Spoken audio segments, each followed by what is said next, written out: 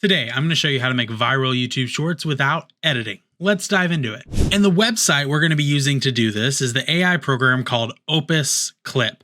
Opus Clip is an amazing platform and they give you 120 credits for free, and you can add more credits through just simply paying for them. It's like $15 a month, but all you're going to do is you're going to drop a YouTube link and get clips in one click. Now it's going to follow through its program. In about 20 minutes, you're going to have viral clips for a video of your choosing. We can go down here to my key lessons video that I use from Sean Cannell, and you're going to see right here is boom, it made a viral clip from that video that I can use as a short to go ahead and upload to my YouTube channel. Now, here's the best part. We can go back here to another one I did, and you can actually see that we can edit this in its editor. It's super simple to get in there and edit everything that's kind of happening. You can change the color of words if you want. You can change an emoji if you want, if you can like switch to a different one, whatever you want to do in there.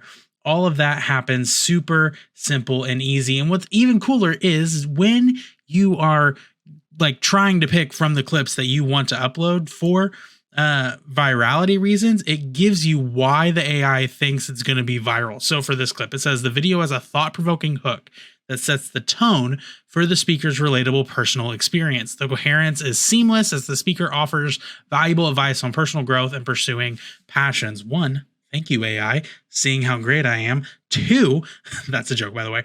2, that's just awesome, right? Like it helps us understand why this clip might go viral. And it's as simple as clicking that download button, and it downloads super fast. It's already downloaded onto my computer because of how simple it was to click that button. It takes literally minutes to make this happen.